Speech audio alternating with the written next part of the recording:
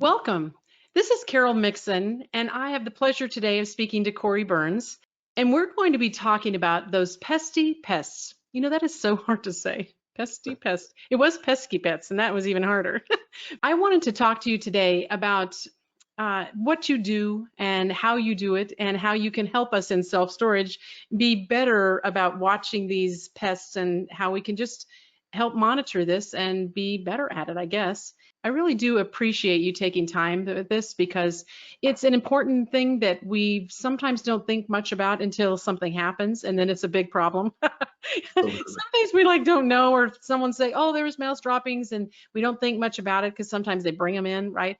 But and then it gets so bad, we're like, "Oh my gosh, we waited too late." So, we just wanted to hear from a professional. And by the way, I also heard you were a professional baseball player. That's just kind of cool. But how do you go from being in baseball to extermination? How does that work? Baseball was a long time ago, but Yep. I grew up in this business. My Cool. my dad, my uncle, my grandfather, my grandmother, they started this company 38 years ago. So I'm 33 years old. So 5 years before I was born. So I've literally been in it my entire life. Wow, I've that's cool. watched what it's become, and even through my baseball career, I always had a plan of finishing my college degree.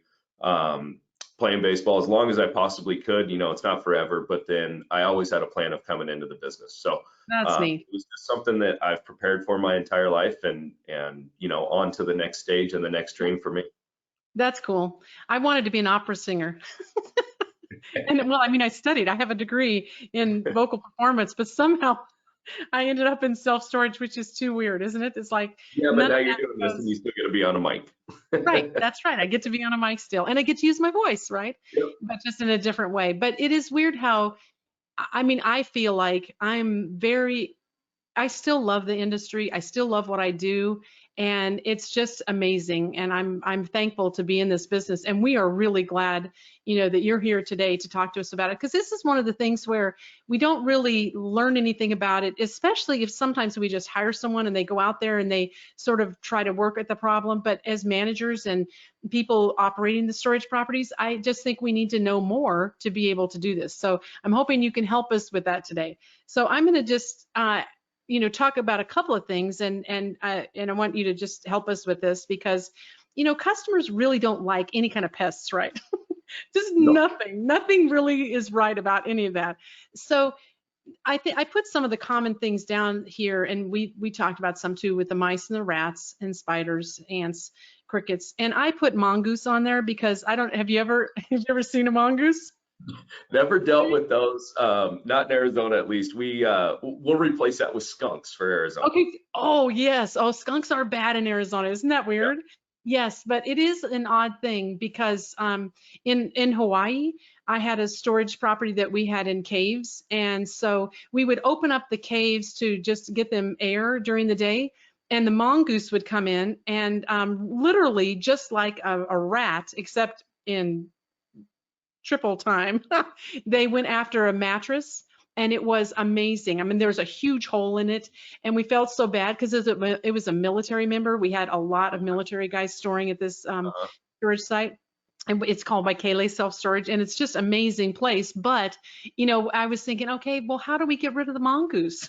It was like, but you don't have an exterminator for that or anything, right? Because and so we figured out some things. We brought in an exterminator, and they tried to help us with, ways to keep them out. So that's what we did. But it is odd, all of these things. Can you tell us maybe a little what you think about some of these specific items or others that you might have? Absolutely. So you mentioned something earlier about pest control companies and maybe not providing all the information. That's one thing that if obviously if you're in Arizona, we'd love to talk to you, but in Las Vegas, but anywhere around the country, if you're looking for a pest control provider, make sure that they give you a full detailed rundown of what they're going to be performing, why they're going to perform those actions, whether it has to do with mice, any type of rodent, birds, general pest control, whatever it is. I think it's good to get a clear understanding of why we're treating certain areas, Mhm. entry exit points, what we're looking for when we're dealing with rodents, things like that. to gather that information. So not only as you're walking around the property as a manager, but getting your maintenance staff and people like that involved to understand what they're looking for. As a pest control technician, we may be out there once a month, we may be out there once every other month, but we don't have constant eyes on the property. So we like to do a lot of training with our customers of what they can do to help us out. We can Yes. apply pesticides, put traps down, whatever it is, but it is a partnership when you're dealing with pest control. So Right. whatever you guys can do on your end, paired with the products that we can use and a professional trained set of eyes, really makes for the best combo. Yeah, I find it interesting that you say that because literally, I know you're gonna think it's funny. I have run after the guy because sometimes they'll come in and they will drive by in their truck and they'll spray and just use spray from the truck. And I'm like, well, I'm trying to get a hold of him. Like, I need you to go down the hallways too, because we had a problem in the hallways, or they never stopped by to say, hey, finished up, anything or when they got there they just get the code to the gate, they go through and they leave. And I'm like, that's not such great customer service, is it?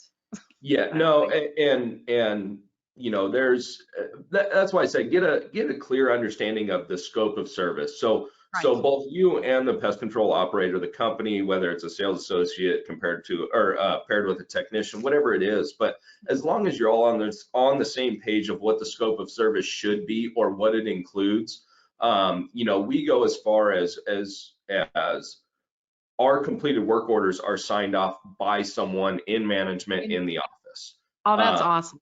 yeah, so if that's a technology that your company has, I would definitely say to utilize that because Yeah. again, making sure that everyone's on the same page when it comes to what's on site, what the technician may have found, whether it was a water leak, a chewed through hole, rodent droppings, whatever it may be. If everyone's on the same page with pest control, it really does make it a lot easier. Yes, boy, is that the truth. I mean, that's really any good person that's, providing a service, to be able to communicate that. That's awesome.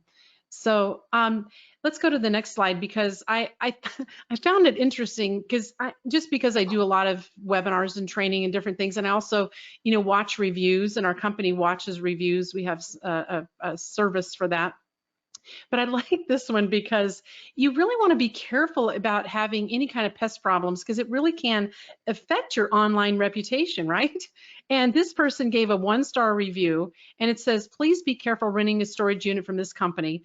I had a situation that occurred to occur at the location at, we had to black that out, but it tells the date even. So, October 10th, I went to move my belongings out of the storage unit and it was clear that there had been an influx.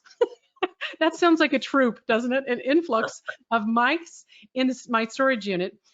There were mice droppings and pee all over the storage floor and also on so much of my belongings. This caused so much damage. I could see that there had been water leaking in the unit as well. So what do you think when you see this? I think we live in a social media world. Yeah. Um, you know, uh, Everyone wants to voice their opinions, good or bad, online. So Right. the best thing that I can say to help prevent these, you're not going to completely get rid of them, Right. but to help prevent them is making sure that when it comes to any sort of pest control, that you have all your bases covered. So Right. whether it's rodents, making sure that your building is sealed up, if it's in your world an outdoor facility, making sure that the door seals are all good, that you have Mm. a good scope of service in your pest control operator in your company. That does include those doorways. The one thing that we like to see, a lot of people don't, but is dead insects. Dead insects make Yes. sure it ensures that your property is protected. And there's a way to go about that with your customers of, we do have a pest control company.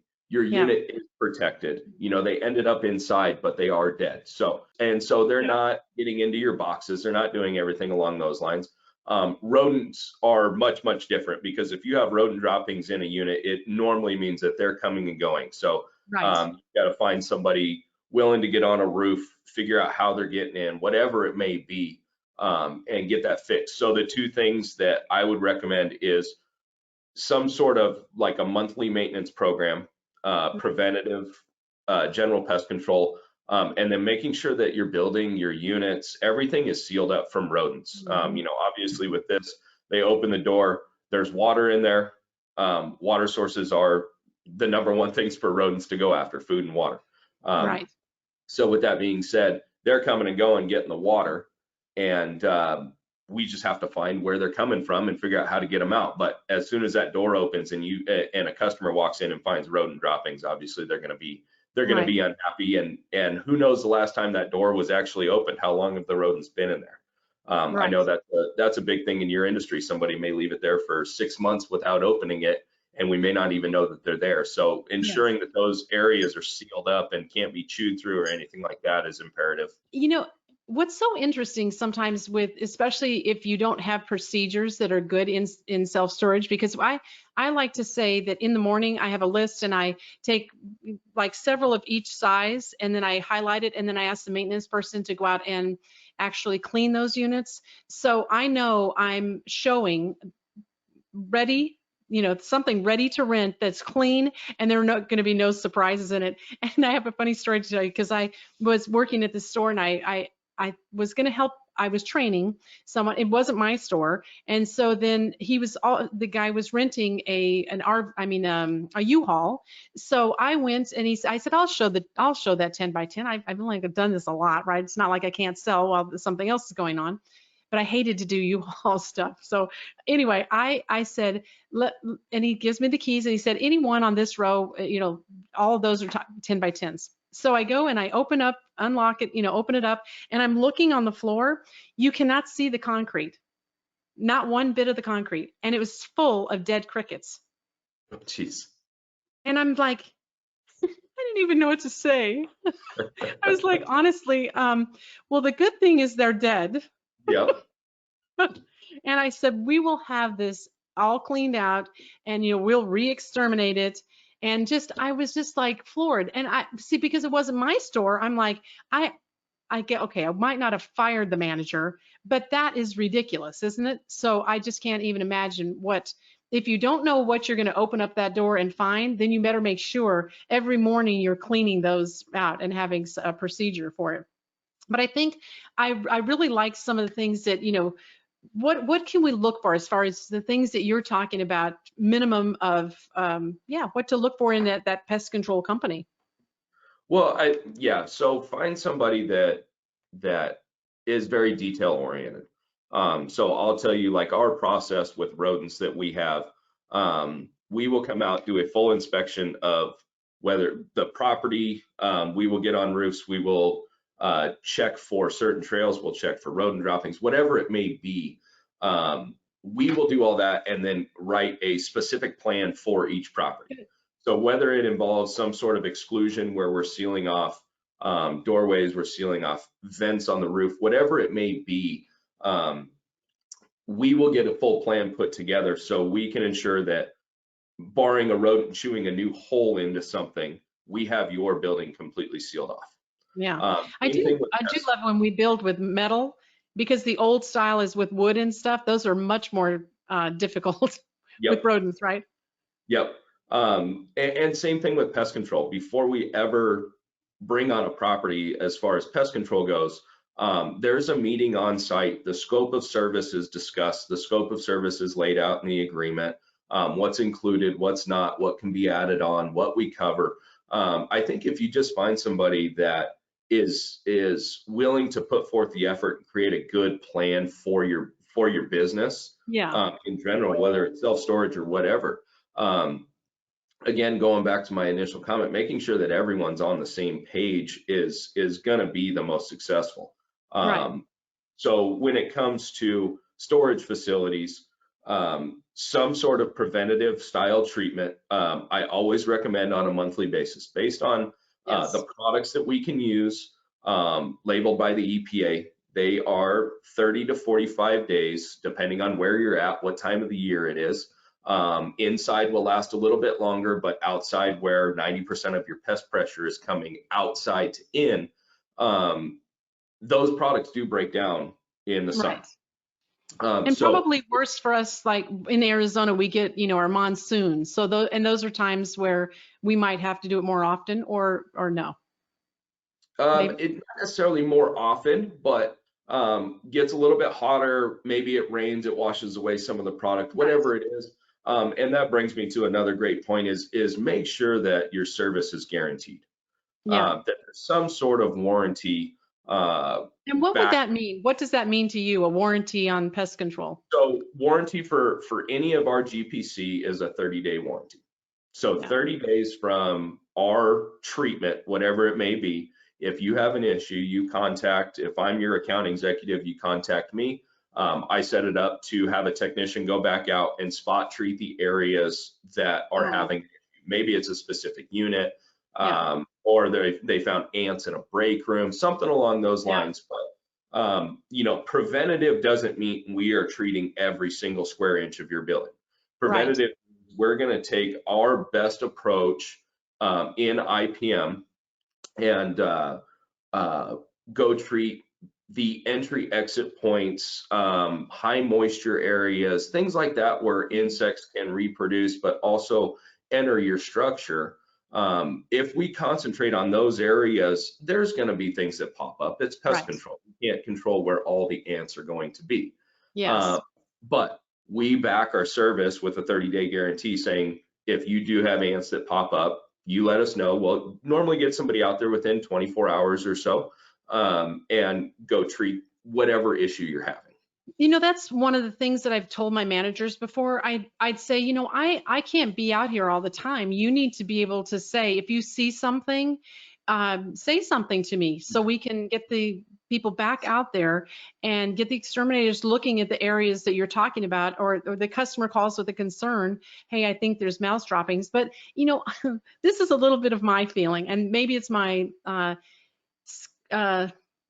don't know. I just feel like sometimes that the customers bring in some of the stuff, right? It's not just coming from around us, but it's also coming from, they're moving stuff out of their garage and they don't Mhm. realize it. And then we've got it in our storage unit. Yep. And then they also are storing food. And they don't even know they're storing food. They have it food here and there, and they just don't really notice that, yeah, that's going to attract um, rats and mice, and even things that where I'll give you an example of this, because I had a lady take us to small claims court about a couch that was destroyed. I mean, literally destroyed. And I mean, there was just the outside, the wood and the springs on it. And she felt like it was our fault. But the problem is they had eaten on the couch. And the exterminator was like, couches are notorious for people eating on them. And then there's food left in there. And then the rats just went in and went after it. And they got the food that was there. Then they thought, oh, look, there's stuffing for our nest. Absolutely. So it's all exciting, where it's like hit a jackpot with that unit. But she did lose in small claims court because she didn't get the insurance with us, which I hated because I really wanted to give her money on it, but she didn't want what I was offering. And I Yeah. thought it was fair. I'd like 1,500 for a couch.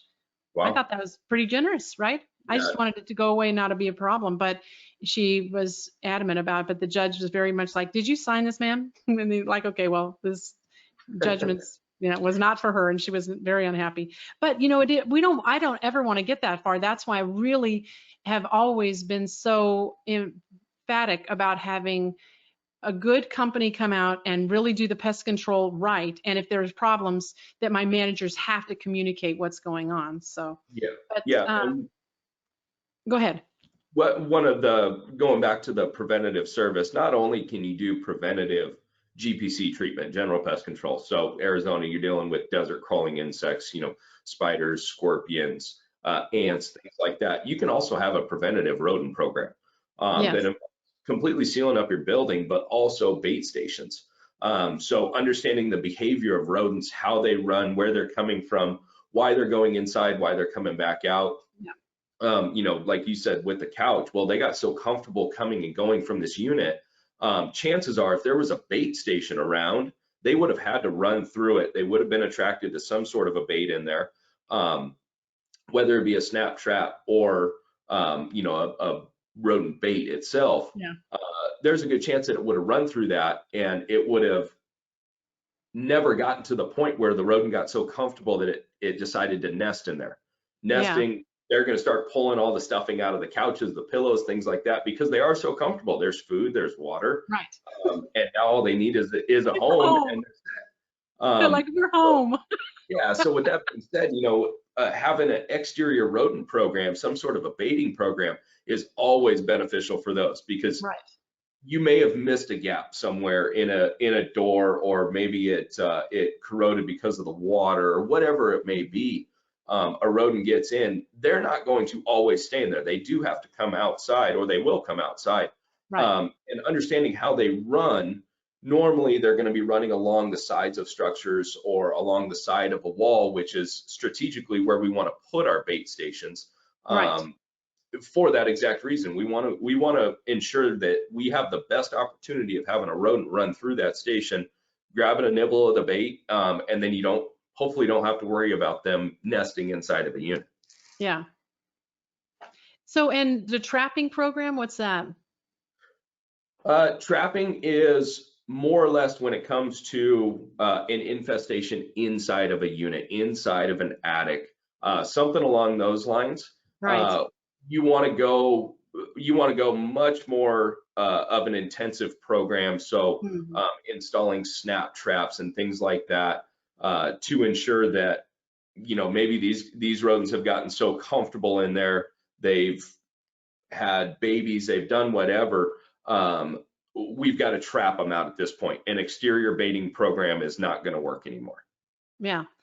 So when, you know, generally when I've been looking for a company to help me with this, I just go to the Yellow Pages, but now, online or whatever, and look for someone. And I know, what do you think we should be looking for when we're looking for someone to do this job for us? I think someone that, again, lays out a good plan that you're comfortable with.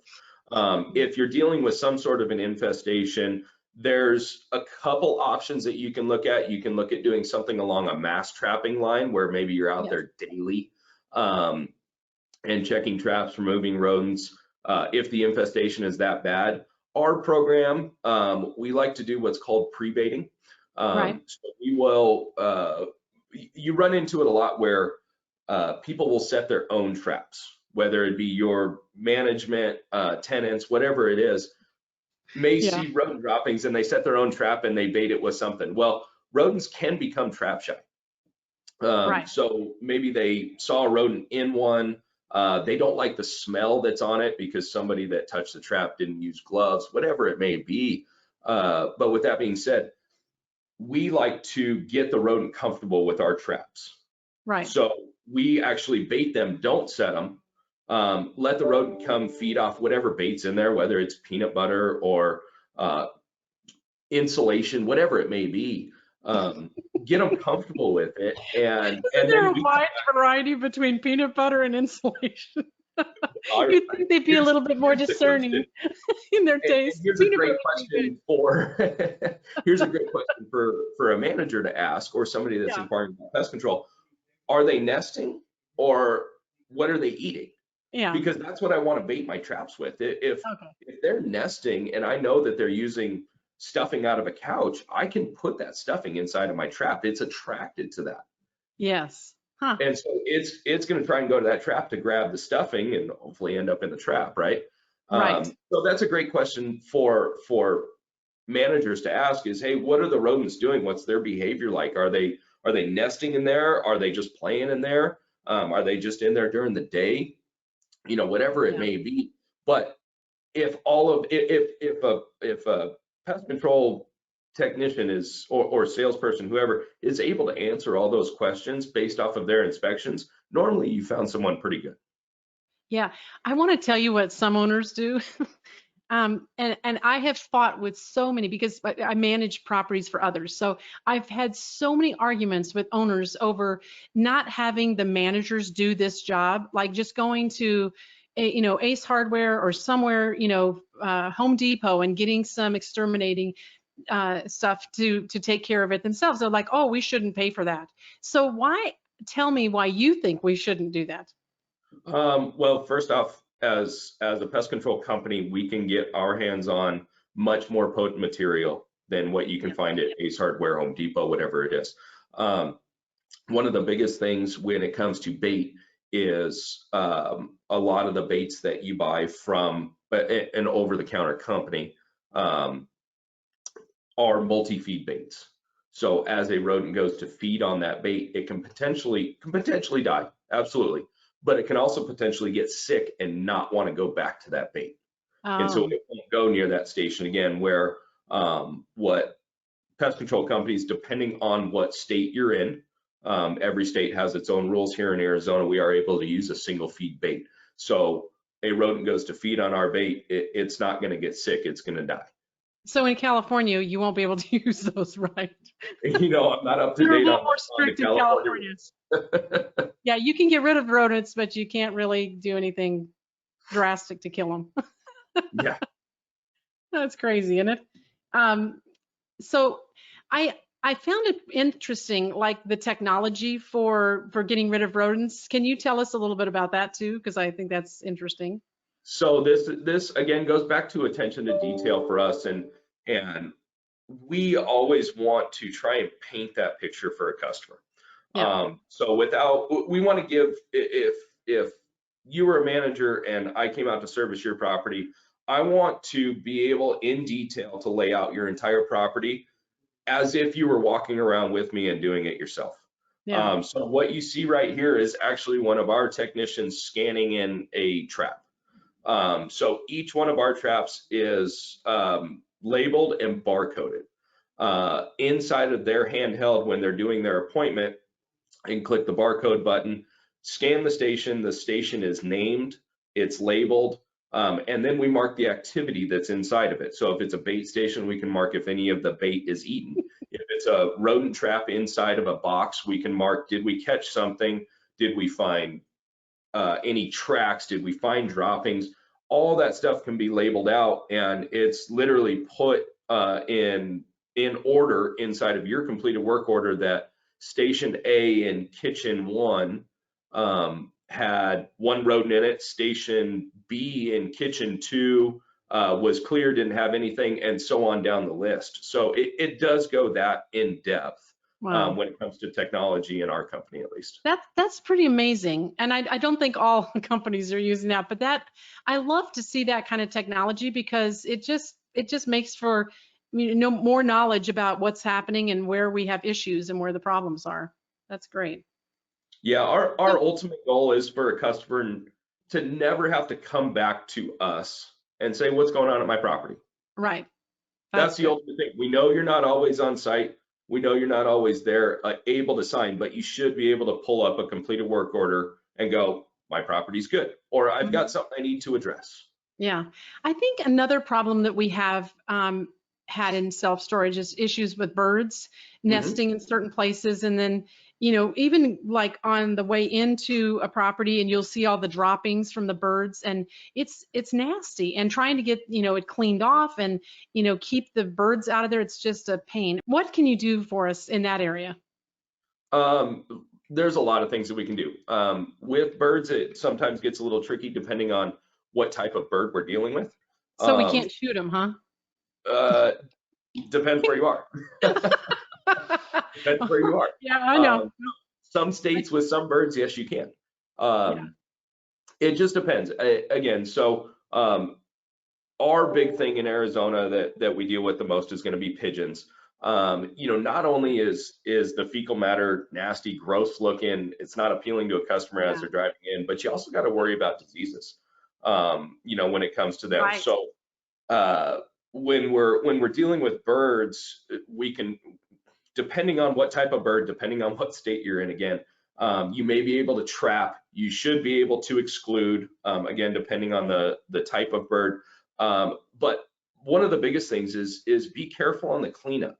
Yeah. Um, Make sure that if you're dealing with pigeons that are making a big mess and you are trying to get rid of them, you want somebody with proper PPE doing the Yes. cleanup on that. You don't want to just go sweep it up yourself without wearing proper stuff. But again, disinfecting it when it's done, things like Yeah. that is imperative. You Um, know, I think there's something interesting, Corey, because like for us, even besides our buildings, that like their RV areas where we have, they go towards the RVs and they get, something on there and then they peck at it or they mess with it and to where it ruins, something on the person's RV. And it's mhm. been, or they just kind of figure out, oh, let's just nest right here on this RV. And boy, it just makes the customer so mad when it gets too far. Yeah, it gets, destroys something on their vehicle. Yeah, absolutely. You take some of the fecal, it is just completely erosive. It will destroy Yes. paint. Yes. We always say out in Arizona when you're dealing with pigeons, if you get a large buildup on your roof of your residential home, it will cut your roof lifespan in just about half. Wow. That's how corrosive it actually is. So, um, It's nasty, isn't it? yeah. So Oh my one of gosh. one of the biggest things for birds in general is exclusion. Just making sure that they can't go to the places that they want to go. Right. Again, it's all depending on what type of bird you're dealing with, but Mm. the four things that you see there are your most common spike netting, shock track, which is it's a electrical track that will go all the way around a structure, whether it's on a roof at a storage facility or on a 6-story high-rise building, whatever it may be. But it stops the birds from being able to roost right on the ledge. So it just is a quick little jolt, Right. doesn't injure them at all, but it's just enough to get them to not want to be there anymore. Not want to be there. Yeah. So yeah, every bird job is completely of its own. That's all it is. So Yeah. there's no two bird jobs that are exactly the same. Life. Yeah. Same thing with rodents. So it kind of falls under that same thing of find a pest control operator or a company that will come out, do an inspection, and create a program specific to the needs of that property or that building. Yeah, I've had a lot of stores in California and having those and having birds or owls or other things like that nesting, there's so many provisions that we get in trouble with there because it's like, oh, you can't do anything about those birds. They're protected. I'm like, Yeah, oh my gosh. there's sometimes that you kind of just do this, like, what can we do?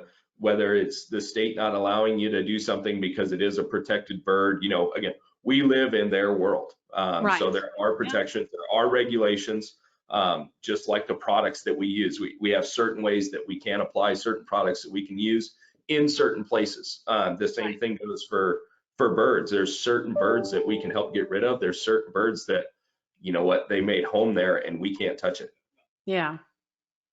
Yeah. Well, unfortunately. yeah, unfortunate. I know, but it's still, well, I want to thank you so much, Corey, for your time and your information's here, how to contact you, Burns Pest Elimination. And the phone number is 602-291-7438.